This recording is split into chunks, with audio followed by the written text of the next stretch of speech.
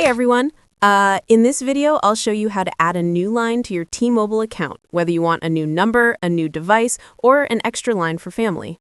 If you've been trying to add a new line to your T-Mobile account but keep running into problems, it's usually because the Add a Line option is hidden in the wrong menu, your account isn't listed under the primary holder, or the app hasn't synced your plan details correctly.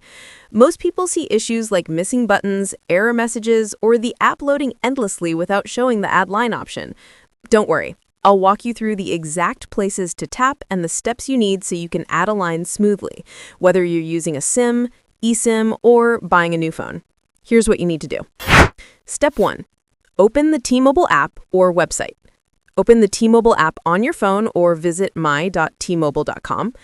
Make sure you're logged in as the primary account holder. Others cannot add lines. Step 2. Go to Account or Line section. Tap Account at the bottom, then select Lines and Devices. You'll see all active lines on your account. Step 3. Select Add a Line.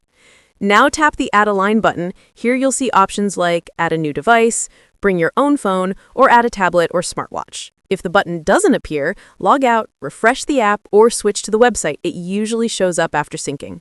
Step 4. Choose your device option. Pick the option you need: new phone from T-Mobile, SIM card for your current phone, or eSIM activation for supported devices. Follow the on-screen prompts. Step 5. Review plan options.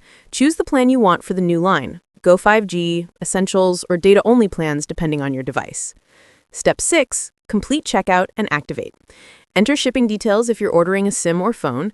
After payment, activate the line using your SIM card, eSIM QR code, or by simply powering on the new device. Most new lines activate instantly once the SIM or eSIM is installed. No extra steps needed. And that's it! You've successfully added a new line to your T-Mobile account. Thanks for watching. Don't forget to like and subscribe for more quick carrier guides.